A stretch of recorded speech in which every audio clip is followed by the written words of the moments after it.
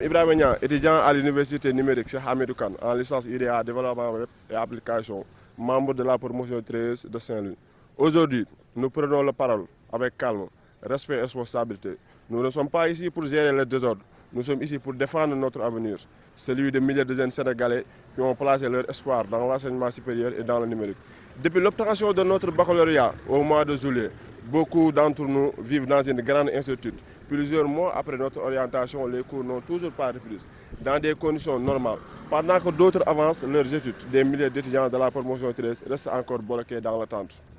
Notre première préoccupation concerne les lenteurs administratives qui compliquent énormément les parcours des étudiants, la manque d'informations claires, les retards répétés et l'absence de communication régulière, créant un sentiment d'abandon chez beaucoup de jeunes.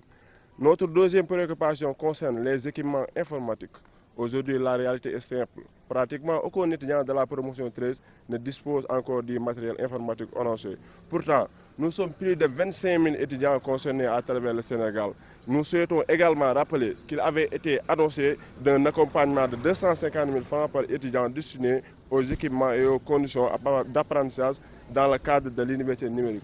Aujourd'hui, beaucoup d'étudiants s'interrogent encore sur cette question. Nous demandons donc plus de clarité.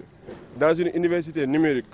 étudier sans ordinateur revient à demander à un professeur d'aller en mer sans pirogue. L'ordinateur n'est pas un privilège, c'est notre outil principal de travail, d'apprentissage et d'avenir. Derrière chaque étudiant,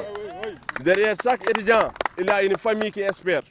il y a une mère qui se sacrifie, un père qui se bat, des parents qui rêvent de voir leurs enfants réussir.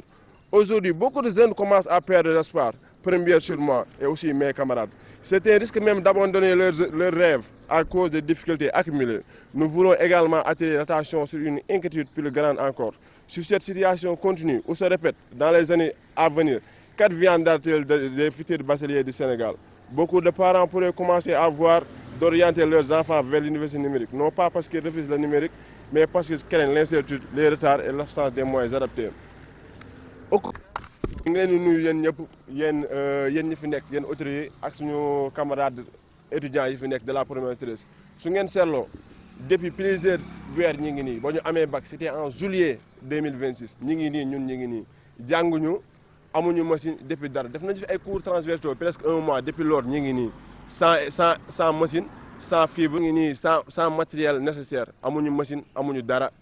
lay nag li ñu fi indi mooy dañuy ñaxtu pour suñu paree ñaxtu nag mooy état bi déggoon nañu mu ni day jox étudiant bu nekk 250 000 francs par étudiant depuis loolu amuñu si lu leer amuñu si dara ñu ngi nii ba léegi jànguñu ñun nag loolu la ñu bëggoon ñu leeral ñu ko parce que suñu camarade du bëri étudiant ñu ngi ñuy laaj naan ñu fu ngeen toll si loolu te ñun nii ak ñoom ñoo si yem. beneen bi mooy lenteur administrative su ngeen seetloo licence dañ koy nar a def plus de 5 ans benn étudiant licence daa nga ko war a def 3 ans mais da nga ko war a def plus de 5 ans da ngay jàng ba sonn benn licence daa ko am plus de 1 an et quelque kañ lay jeex